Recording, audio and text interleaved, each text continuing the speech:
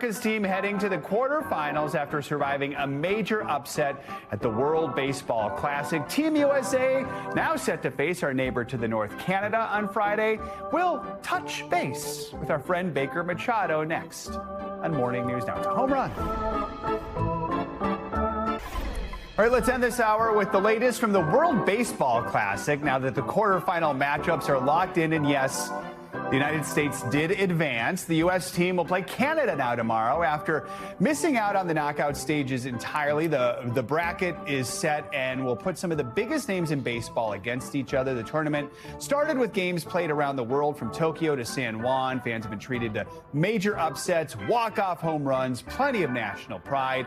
Each team will play out the rest of their games here in the U.S., hoping to lift the championship trophy for their country next week in Miami. For more on the knockout rounds of this year's Classic, joined now by the host of Front Office Sports and friend of the show, Baker Machado. Good to have you with us. So first we have to walk through, because it looked like Team USA might not make it. They lost to Italy. They needed Italy to not just win, but walk us through what happened yesterday. Win decisively, too. I mean, yes, this was crazy. And up until last night, Italy, of course, beating Mexico, and the United States needing that to happen to advance into the quarterfinals, because Italy destroyed the United States earlier this week, one of the most shocking upsets in WBC history. And I think all the more interesting in this is the fact that the United States and manager Mark DeRosa already thought that the United States was already advancing to the quarterfinals, which is why he didn't play some of the best players in Bryce Harper and Alex Bregman on Tuesday in that loss to Italy, who have sort of become the darlings of this tournament now. Anyway, that's all moot now, because did he figure it out like midway through the what point did he figure out that they had to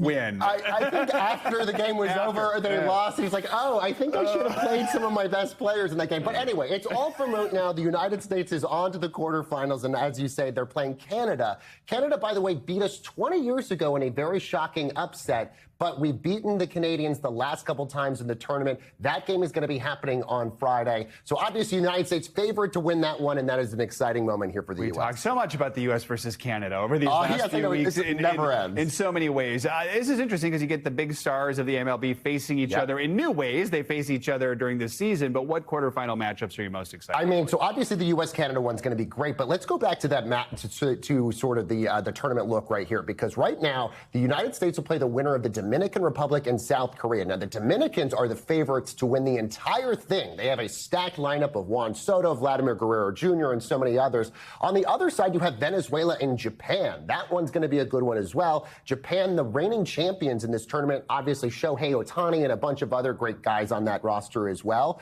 So right now, really, those are sort of the really big matchups that they're. Puerto Rico and Italy, as I mentioned, Italy becoming the darlings of the tournament. They're undefeated. When they beat the United States, the manager of Italy said it was the greatest day of his life, which was like really saying something. And he lives in Italy, so that's saying something right there. Team USA at this point, what do we put their odds at? They've been humbled, but maybe that'll make them hungry. I don't know. This is one of the most stacked USA rosters really in recent memory, led, of course, by the captain, Aaron Judge. As I mentioned, Bryce Harper, you have Alex Bregman, a list of so many other really great athletes on this roster as well. The U.S. really could spoil this entire thing by beating the Dominicans if they meet them in the next round. So obviously the U.S.